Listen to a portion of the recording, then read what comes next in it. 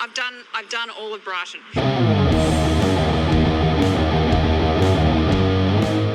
Hello there, you loose units, and welcome back to another episode of Spicy Boy Reviews. I'm, of course, your host, Andrew Iles. Hope you've been looking after yourselves, looking after each other, pulling your heads in and all that jazz. Welcome again. Today we're going to do something a little bit differently. We're not going to review just one film. No. We're going to do a top list. We haven't done this before, but fuck it, why not? Let's get into it. Today we're going to review my top favorite classic action films. Now, there are so many action films out there.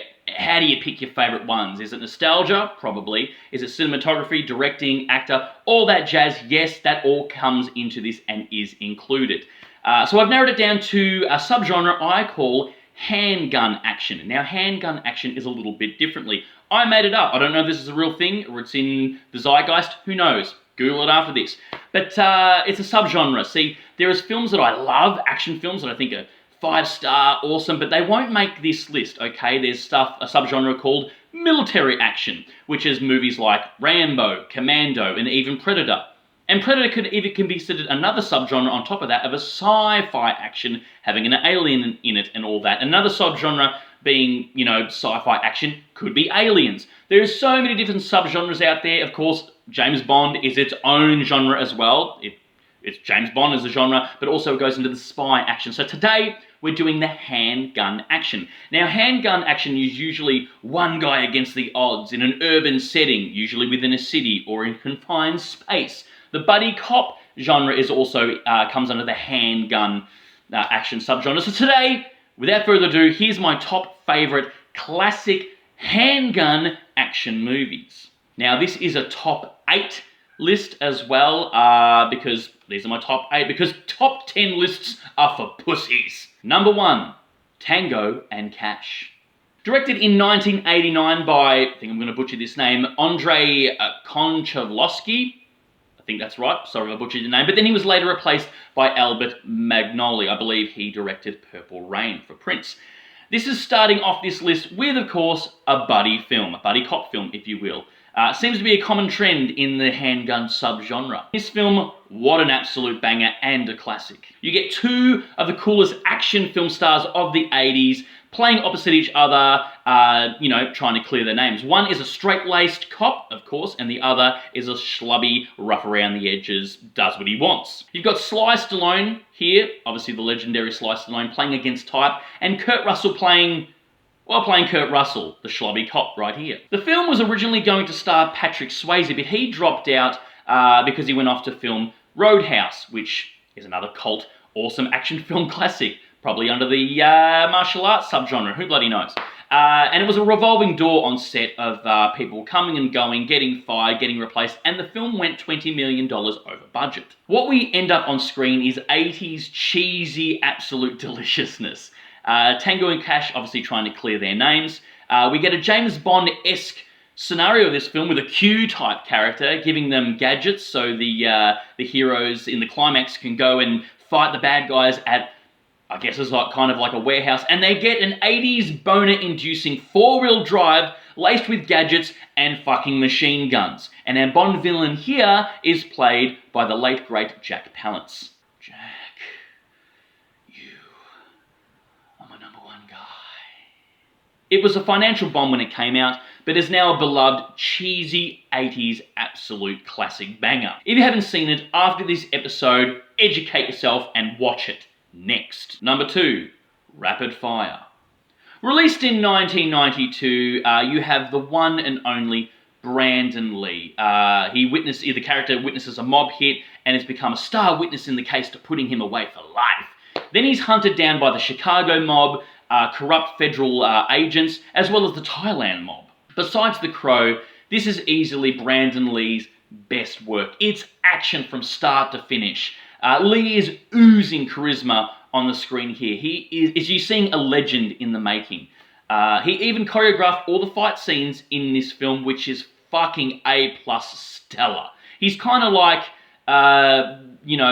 the American or Hollywood version of Jackie Chan before Jackie Chan hit Hollywood. It's such a shame that he left this world so early, because you can see here it's the beginning of an absolute star. He was obviously a humongous talent, not just because he was Bruce Lee's son, but a star in his own right. He would have gone on to have an amazing career, no doubt. I can even see him going on to play Neo in The Matrix. His character is also supported by the one good cop in Chicago, the rough around the edges, absolute schlubby, Powers Booth, the late and great, God rest his soul. He is the quintessential 90s cop right here. You know, he's rough around the edges, you know, talks his own jive, does what he wants, and every second thing out of his mouth is, son of a bitch! A must-see for martial arts fans, as well as action fans alike. A+. Number 3, Die Hard with a Vengeance. After the smash blockbuster that was the 1988 hit Die Hard, directed by the 80s maestro John McTiernan, of course the studio were quick to capitalise and rush out a sequel as quickly as they could. Now, say what you will about Die Hard 2, Die Harder, but as a sequel goes for back in the day, it's what's to be expected in the 90s. It wasn't incredible by any stretch of the imagination, but it was directed by Rennie Harlin, who was a great director. He went on to direct the absolute classic action film Cliffhanger, starring Sly Stallone, and Cutthroat Island. Ooh. He did a pretty good job as far as action films and sequels go of the time. Then came the glorious year of 1995, and old McTiernan came back and gave us a 10 out of 10 perfect action blockbuster. Of course, schlubby John McClane is back, and he is teamed up here with the one and only Samuel L. motherfucking Jackson. This was the beginning of the John McClane team-up films that came later. Now, you could say that he kind of teamed up with Sergeant Powell from the first film, albeit via walkie-talkie, but this was the film that started the whole John McClane sidekick that came later with the people who popped up, in the fifth one being his son. Now, the first film was obviously set in a skyscraper, the second was set in an airport, and this one is set in none other than the Big Apple, New York City. John McClane goes on a wild goose chase, solving riddles, dodging bullets, all the while the world's greatest heist is happening simultaneously. This film is probably more of a sequel than Die Hard 2, Die Harder, to be honest. Our bad guy here is played by the poetically beautiful Jeremy Irons. It's almost impossible to replace Alan Rickman as a bad guy because he is the greatest bad guy in action cinema of all time. That's not an opinion, that's just fucking fact. But here we get a very close second with Jeremy Irons, and he plays the character charismatically and beautifully. This film is rushed from start to finish. There's character development, it's a thrill ride, there's so much tension, and some of the best action that's ever been put on screen. Have you seen it? Haven't you seen it? What the fuck is wrong with you? Go educate yourself. Next. Number 4, Point Break. You can't get more early 90s than Point Break. This film is a perfect time capsule for that period. In the frat houses in the 2000s, you know, they had posters on their wall of, say, Scarface and Goodfellas all over their walls. But in the 90s, all those walls were covered gloriously by the sex gods that are Keanu Reeves and Patrick Swayze. Directed by Catherine Bigelow. Yes, that's right, that Catherine Bigelow. The story is simple, with a bunch of bank robbers knocking over banks in Los Angeles, and the head detective suspects that they're surfers. And of course, an up-and-coming, young-faced FBI agent goes undercover as a surfer himself to catch the bad guys. But, of course, along the way, lines get blurred. Now, I can also hear millennials saying, wait a minute, haven't I seen this film before, but with cars? Yes, you have. You mean the fucking rip-off? Of course, but the original started right here, baby. Not only does it have babyface Keanu, and of course sexy Swayze, but the one and only Gary fucking Busey! That's right, 90s holy grail Gary Busey in one of the supporting roles here, and god damn it does he steal every scene he's in. And then they vanished, like a virgin on prom night. This film is 100% pure adrenaline. It's perfect time capsule of the 1990s. It's uber cool, and of course the soundtrack is an absolute banger, again, being a time capsule of that time period. Goddamn love this movie. What remake? Number 5, Lethal Weapon. That's the most famous of the buddy cop films right here, Lethal Weapon. Released in 1987, directed by the original Superman director, Richard Donner. You've got the best on-screen buddy cop team up here. You've got Mad Mel Gibson, who's playing a psychotic Mel Gibson. And of course, the family man who's too old for this shit, Danny Glover. Not only is this film the most iconic buddy film cop of the subgenre, but it's also a detective story that unravels, which is quite cute. The chemistry between the two leads is mesmerising, and every other film after this tried to catch up and, capture the magic that this film had. It wasn't the first buddy cop film by any stretch of the imagination, but it's definitely the benchmark and the most recognisable one. Personally, I think this film is a tie between this and the second one, Lethal Weapon 2, but being the first film in the series, it's obviously got to go first out of the gate. Every cop movie, as I said, after this, tried to steal aspects of it or try and capture the magic, but they couldn't. Lethal Weapon is the best one in that genre. It also stars, wait for it, Gary fucking Busey! Every scene is pure class, the characters are all 80s goodness, and the directing is superb. Moving on! Number 6, Speed. Oh yeah, Keanu Reeves is back on the list. I remember back in 1994 in primary school, I had two friends trying to sell me the two action films of that time, trying to see which one was the better one. One friend said True Lies, the other said Speed. Anyway, later on that night, I went to the video store and I hired both. And the next day at school, I came back with a resounding thumbs up for Speed being the best one. Now, I love True Lies. I think it's a magnificent film and it's fucking awesome. But to an 11-year-old boy, it was Speed all the way. That's not what I meant. Speed the film. Directed by Jan de Bont, it is yet another gauntlet film that is pure adrenaline from start to finish. The chemistry between Keanu Reeves and Sandra Bullock is perfect. They are perfect on screen together, and it's one of those on-screen couples that you wish was a thing in real life. And of course, Dennis Hopper playing our crazy bad guy here. You got the ingredients for one of the best action films of all time. Not just in the 90s, but of all time. Yes, I know, it's Die Hard on a bus, but who cares? It is absolutely incredible. The score is fucking flawless. I actually listen to this score when I'm working out. It's that epic. This film is so good when I love this film. And see, my mother is a big fan of rom-coms. Always has, always will be. But I remember when this film came out and I showed it to her as a kid and she absolutely fucking loved it. I loved watching her watch this film, all the gasps at the right moment, all the winces and gripping the couch for all the tension. It was a thrill ride from start to finish. And when the special edition DVD came out, she went up and fucking bought it herself. That's how good this film is. It sold my mum on it. And it's still one of our favourites to watch together to this day. Thumbs up. A+, love it. Number 7, Terminator 2, Judgment Day. Okay, I know what you're saying. Yes, this can be considered a sci-fi action.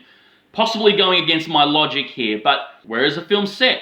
90s Los Angeles. Do we have lasers and spaceships? Only in 1 or 2 flashback sequences. This film does toe the line between sci-fi action and handgun action, but could you imagine a top whatever list of the best classic action films of all time and this film not being on the list? They'd be fucking rioting in the streets. What can I say about this film that hasn't already been said? Directed by a little unknown indie director by the name of James Cameron, not only is it his magnum opus, it's also its star, Arnold Schwarzenegger. It's a film that made both of their careers, really, the first and the second one. Sure, Arnie was already in the zeitgeist with being a famous bodybuilder and Conan the Barbarian, but this is without doubt his most iconic role that he's going to be remembered for the rest of time. I'm pretty sure on his tombstone it's going to say, "I'll be back." Every shot is perfection. Action film from start to finish with character development. See Hollywood, it can be done. Fuck Captain Marvel. My female heroes growing up was Lieutenant Ripley, Princess Leia, and of course the one and only, the mother of the Resistance, Sarah fucking Connor. Played here to perfection by the one and only Linda Hamilton. What a fucking boss, while also being vulnerable with, motherly instincts. That's a fucking badass hero right there. This is one of those handful of films that is absolutely perfect, 10 out of 10, flawless across the board. A perfect film, if you will. Direction, story, acting, score, lighting, and a trendsetter in itself. This film is absolute perfection. I saw it at the drive-in with my parents in 1991, and as a kid, at the end credits as they rolled, I remember saying to myself, wow, films will never be the same again after this. And for better or for worse, I was right. And of course, last but not least, number 8 on the list, Die Hard. Did you really think this film was not going to get on the list? I can almost hear the trolls right now. Oh, you put Die Hard with a Vengeance on the list, but you didn't put the original? Oh my god! Of course I fucking didn't. I mentioned those perfect films before, and fucking hell, here's another one. This is a film that's a perfect example of perfect timing, okay? The stars aligned and their lightning in a bottle struck for this film. The casting, the direction, the script, everything was in the right place at the right time to make this film an absolute blockbuster success. Even though the higher-ups in Hollywood had little faith in this film succeeding. Because of course they fucking did. Because what a cunts in a bunch of suits in a boardroom know about filmmaking and what audiences want. Another gauntlet film from start to finish with twists and turns, up and downs and betrayals, and of course Alan Rickman, this being his 3rd fucking movie ever. He's gone down in history as the best bad guy in action cinema. That's not just my opinion, that's a fucking fact. Like, look, he's gone over 3 decades here. He's played the bad guy in this film so iconically as Hans Gruber. In the 90s, the Sheriff of Nottingham and Robin Hood, Prince of Thieves. And of course, in the 2000s, going on to play Professor Snape in the Harry Potter films. Mwah! Perfection.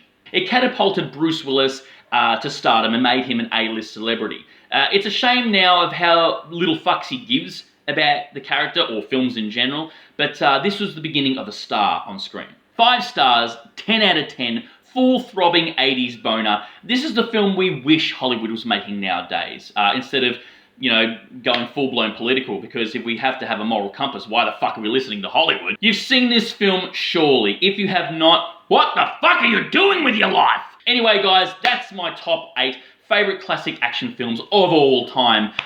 Again, they're not in any particular order. That's not a rating system, what I just did, okay? I love all my children equally. That's just a list of, you know, what I like. There you go. Again, I could probably do a part 2 of this, which I probably will if you like it. Write down below if you want me to do a part 2. Also, write down below what is your favourite action film of all time. And if I haven't seen it, highly unlikely, I'll go watch it.